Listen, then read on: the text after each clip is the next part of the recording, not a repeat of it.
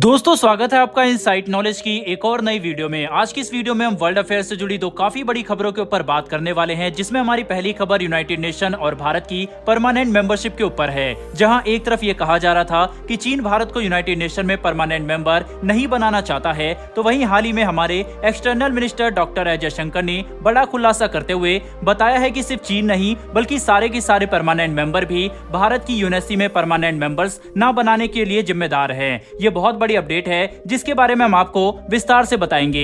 लेकिन इसी के बाद हम बात करेंगे आज की दूसरी बड़ी खबर के बारे में, जो रशिया से निकलकर सामने आई है। जहां पूरी दुनिया भारत और रूस के बिगड़ते हुए संबंधों पर खुश हो रही थी, तो वहीं चुपचाप रशिया ने भारत के साथ अपने संबंधों को और भी ज्यादा मजबूत करते हुए एक ऐसा बड़ा कदम उठाया है जिसके बाद भारत के वारे न्यारे हो गए हैं। और ये बड़ी डील वेस्टर्न देशों और अमेरिका को काफी चुभने वाली है। तो चलिए दोस्तों, इन दोनों ही खबरों के बारे में विस्तार से बात करते हैं। दरअसल दोस्तों, यूनाइटेड नेशन सिक्योरिटी काउंसिल में भारत को चाहिए परमानेंट मेंबरशिप, जिसे लेकर भारत एड़ी चोटी का जोर लगा चुका है। भारत की परमानेंट रिप्रेजेंटेटिव रुचिरा काम्बोज और प्रतीक माथुर भी लगातार ऐसे बयान दे रहे हैं, जिसके चलते इस वक्त यूएनएससी में काफी ज्यादा प्रेशर है भारत की बात को मानने का। लेकिन ये कहा जा रहा था कि चीन हमेशा ही अपनी वीटो पावर का इस्तेमाल करके भारत की तरफ से रिफॉर्म का जो एक प्रस्ताव रखा गया है उसे कामयाब नहीं होने दे रहा। लेकिन दोस्तों, आप लोगों को ये जानकर हैरानी होगी कि सिर्फ चीन ही नहीं जो भारत की परमानेंट सदस्यता के खिलाफ है, बल्कि जितने भी परमानेंट मेंबर्स है वे तो चाहते ही नहीं है कि यूएनएससी में रिफॉर्म हो,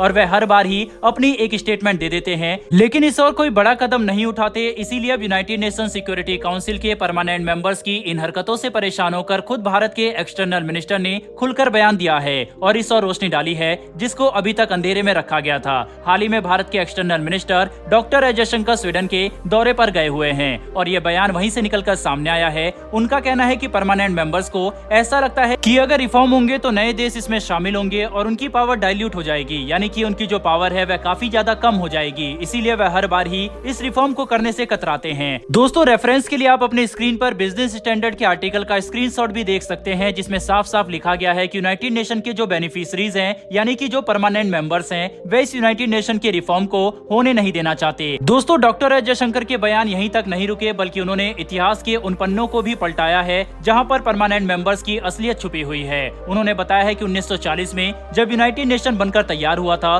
तब भारत उसका हिस्सा था, लेकिन उस वक्त भारत आजाद नहीं था, इसीलिए ऑफिशियल तौर पर भारत उसका हिस्सा नहीं बन पाया था। वहीं उन्होंने यह भी कहा कि जो परमानेंट मेंबर्स हैं, उन्होंने अपने आप को ये डेजिग्नेशन खुद से ही दे दी, यानी कि किसी भी तरीके की वोटिंग या सहमति नहीं हुई थी। इन पांचों देशों ने खुद से ही खुद को यूनाइटेड नेशन का परमानेंट मेंबर बना दिया था। वहीं पर अब जब हालात और वक्त बदल चुके हैं, तब इन मेंबर्स को डर लग रहा है कि उनकी सदस्यता और उनकी जो पावर है वह कम हो जाएगी अगर और लोग इसमें शामिल हो जाएंगे, क्योंकि इन्हें वोटिंग के जरिए ये जगह हासिल नहीं हुई है। अगर कोई समझदार व्यक्ति होता तो वह यूनाइटेड नेशन में होने वाले रिफॉर्म की जरूरत को समझता। बहरहाल दोस्तों, आगे यूनाइटेड नेशन में हमारे external minister doctor S Jaishankar के इन बयानों का क्या असर होता है, ये देखना काफी दिलचस्प होगा। बहरहाल बढ़ते हमारी दूसरी बड़ी खबर की तरफ। जैसा कि हम सब जानते हैं कि अभी तक रूस और इंडिया के बीच में $45 बिलियन का व्यापार हो चुका है। ऐसे में अगर अब स्थायी मुद्रा में व्यापार आगे नहीं बढ़ाया जाएगा तो ये एक बहुत बड़ा ब्लंडर क्रिएट कर सकता है दोनों ही देशों के लिए। लेकिन जैसा कि हम जानते हैं कि रशिया भारत का न कि सिर्फ पुराना दोस्त है बल्कि बेस्ट फ्रेंड भी है। वह भारत को कभी किसी मुश्किल में डाल ही नहीं सकता। इसीलिए जहां पूरी दुनिया, पश्चिमी देश और अमेरिका ये सोच सोचकर खुश हो रहे थे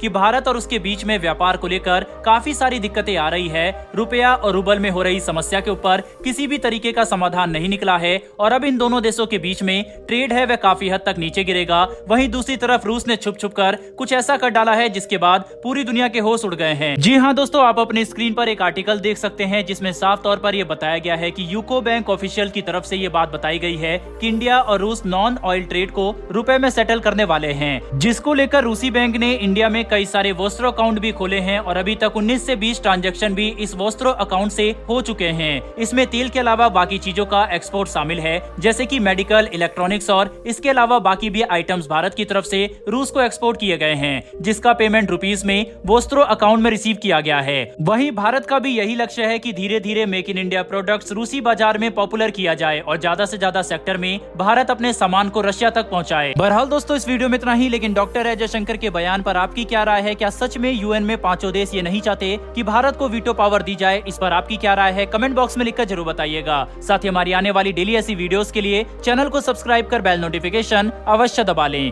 फिर मिलेंगे ऐसी एक नई वीडियो के साथ। धन्यवाद। जय हिंद।